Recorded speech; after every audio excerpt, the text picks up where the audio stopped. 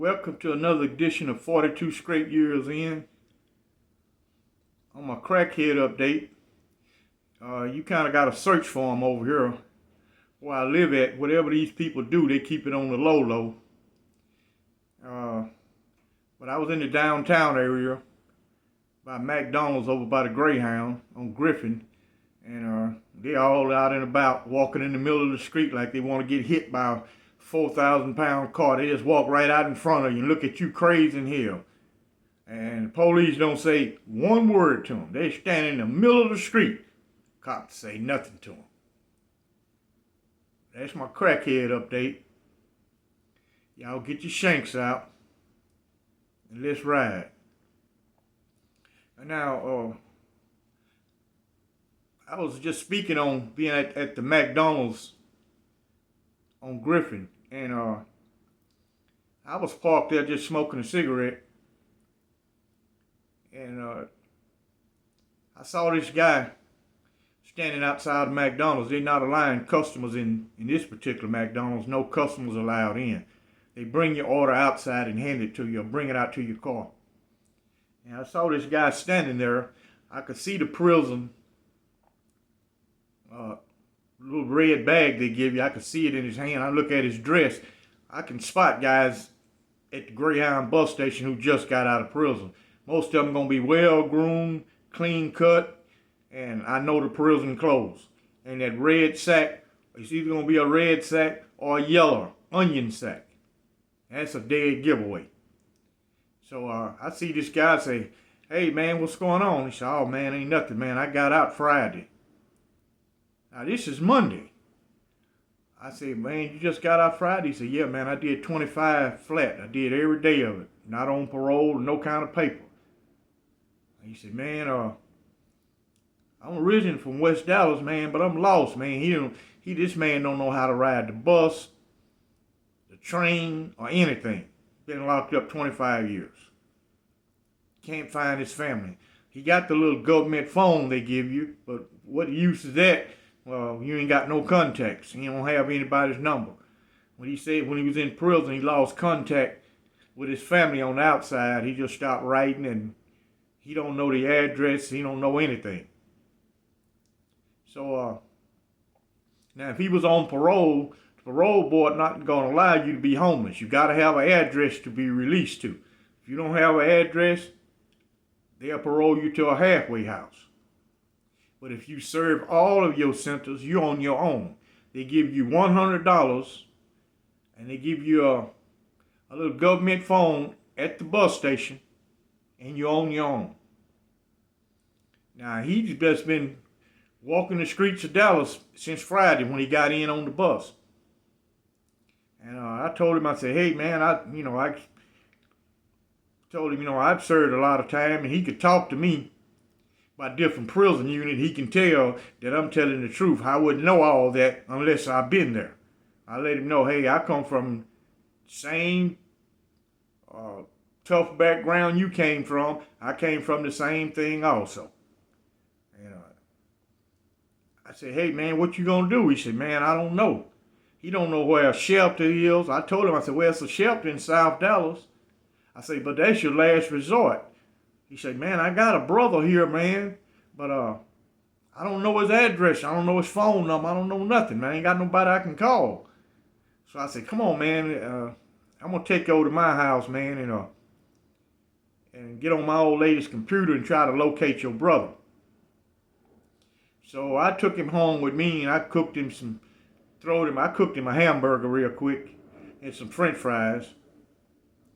I had to give my old lady a heads up, that I'm bringing him to the house. And I got on the computer and I located his brother. His brother lived in Plano. And you got to pay these people $1.95, and they'll give you that person's contact number. So I called his brother and said, "Hey, man, I got your brother here." I let him look at the list of names that's close to his brother's name. When he saw the age, he know that's his brother. He know how old his brother is. So I called. His brother said, "Hey, man, I'm at work right now. and I'll have to drive to Dallas tonight to pick him up. I said, well, I tell you what, I'll drive him to Plano. I'll bring him to you. Man, this guy was so mesmerized, man. He was totally lost, man. When he was in prison, he didn't keep up with technology or nothing. He don't know squat. And, you know, first I got a little worried. I saw the way he was, I had to call my old lady in advance to make sure she dressed, because she always got on them something, but, you know, she live here. She can be naked if she want to. So, man, he was steady looking at my old lady. Then finally he blurted out, he said, Miss, you sure got some pretty feet, man. Your feet are so pretty. She said, yeah, I take care of them. Then here come Lion Willie through ringing the doorbell. I let him in. He got him a 19-year-old Hispanic. She lived with him. And he seen her, man, he went crazy. This is a beautiful girl, man. She is so pretty. I told him, I said, hey, man, a woman is I know you want a woman, man. You've been locked up 25 years. I said, but you got a major problem now. You got to find somewhere to live. Women gonna be here. You need you a place to live where you can shower and get groomed, get somebody to help you out, provide some type of resources. And I drove him to Plano. Man, his brother was glad to see me. Asked him, man, why you stop writing, man? I would have came visit you and everything. He didn't have nobody on his visitation list. And a lot of people on the outside, they don't know how to locate inmates in the prison system, where it's real easy to do. All you got to do is call Huntsville, the records office. They'll tell you the guy's prison number, what prison he's at, his custody level, when he's eligible for a release. They'll tell you all that information on the phone, or you can send them an email. But most people on the outside don't know how to do that. Or people just tend to forget about you, man. Once you locked up that long, ain't nobody thinking about you no more. And I was glad I was to provide some type of system. I was looking at him, man. He was totally lost. They do not prepare no one for the outside. You on your own when you leave there. You got to want to stay free, or you're going to be incarcerated again. And you know, once you've ever been to prison, if you get in the police car, get handcuffed, 95% of the time you're going back to prison again. It's easy to get you in there a second time. It's real easy. And you on any type of parole, and for any type of violence or assaultive offense, you know you prison bound. No if, buts, maybe, possibilities. You will be violated.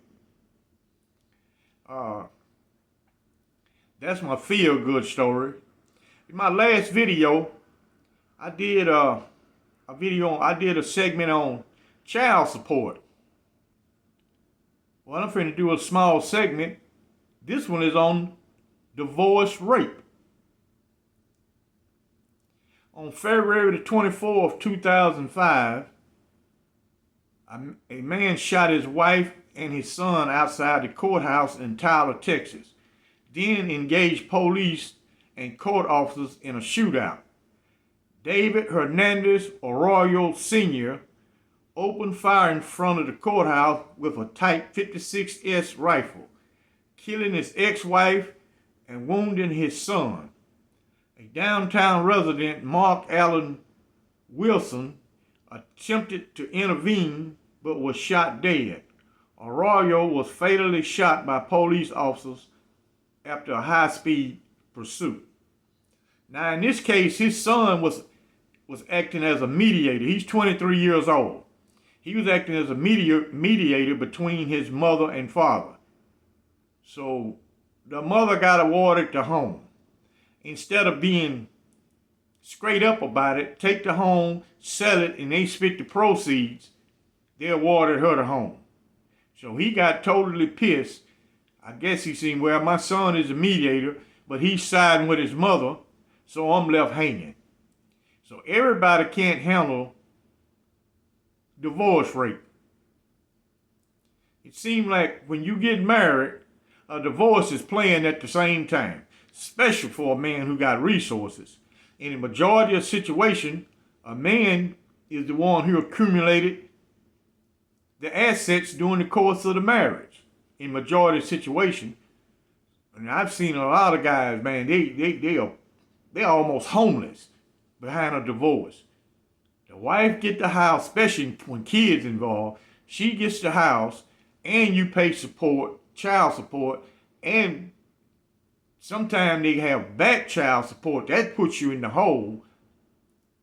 And if you don't pay it, they're gonna take your driver license. You're probably gonna end up losing your job. So everybody can't handle a divorce. And I'm gonna go to prison for a little while. We was at the East Ham unit, and they got a big gambling operation at that prison. I don't know how it is now, but this was in 1991. Now, it's a big gambling operation now, man. They love to gamble. It's going to be football parlays. I'm talking about it's 8 or 9 guys over there run gambling operation. And you on one of the large parlays, you hit first place. Some of them only have first place. But some of them are so big that they have first, second, third, fourth, and fifth place. But first place gonna win $700 or $800 on that parlay. We had this guy, man. This guy knows sports. Man, this is a lucky man. Every football season, this man hits a minimum of 5 parlays. Not necessarily the same parlay, but it's several guys running large football pots, and they basically all over $1,000. And had this white guy named Kentucky. He runs a gambling operation. He lived in the dorm. He lived in the outside dorms. And I was on S-line. Now, I have bet Kentucky before, and I won. And he paid like a slot machine. He don't have no problem on paying you your money. Well, anyway, this guy here had lost $100 on a bet. Now, this man keep over $1,000 worth of commissary in his cell. But they had a hell of a scheme at the East Ham unit. If you went back, bags of coffee that's in good condition. The commissary man was so cool, you could take up to 50 bags of coffee to the commissary, and he'll trade it in and give you other commissary, and he'll deduct 5 bags to give that to his workers. So you take 50 bags of commissary, you're gonna get 45 bags, and they was $3 a bag. So do the math. The commissary workers gonna get 5. And you know, like me, I'm in the craft shop. I need bags of coffee all the time to pay workers off for the buying material from other guys. So I'm gonna go to this guy, hey, let me have 25 bags of that coffee. And I get him what he want, or I put the money on his trust fund. And because at the time they were still selling cigarettes in the commissary, they hadn't banned them. And Kentucky walked in. Man, he chewed that tobacco. Man, this guy, he's comical, but he was serious. He ain't gonna he's not known for being no fighter or no gangster, but he ain't gonna let you take nothing from him. He walked in with his Kentucky slang. He said, he came in, guys saying, damn, Kentucky. In Texas prison, that's called falling out of place. If you live in the dorms and you go over to the cell block, that is known as falling out of place. And it's, man, you mean you falling out of place? Because normally he paid runners to take care of his business. And he said, no, man, this got this guy over here, man, he owed me $100. He chewing on this tobacco. His eyes is all bucked. He's not known for fighting. And S-Line got a lot of black guys on it. That cell block got a lot of black dudes on it. And he don't know how county it's going to take to a white inmate coming out of another housing area going to come over there and beat a black guy up. But the rule was, and the law was, if you lose, you going to pay. You gamble on your ass, you pay with your ass. That's the law. So everybody, he said, man, this guy owed me $100, man. I want my money, man. He said, you colored boys might get mad at me because I'm going to beat your partner up. I'm going to beat him up. We don't even play that partner stuff, man. If you gambling, you going to pay. We don't care about what the ethnic background is. You going to pay. So I called him over and said, hey, man, you owe him $100. Now, this guy bets a whole lot, too. Man, he bet guys all over the prison. And he tried to play dumb. You can look at him and tell he's lying. He said, I might have bet him. I don't remember. So Kentucky said, well, just come up under the TV and we'll sell it. I'm going to beat you up and you're still going to pay me. So he don't want to fade the funk. So we had a cool chick working. We explained to her, hey, man, we got a major problem here. We need the cell doors open. So guys made him go up. Instead of giving Kentucky $100, they made him give him $150 because he had been waiting 2 weeks for his money. He had lied to him and told him, hey, I put the money on your account. When he go check at the commissary, the money's not there. So he was lying. He just didn't want to pay the $100. Now this man got all his commissary in the cell, can easily pay it. They ain't even know it's missing. You know, sometimes that's when you gotta do the right thing. And these guys is fair.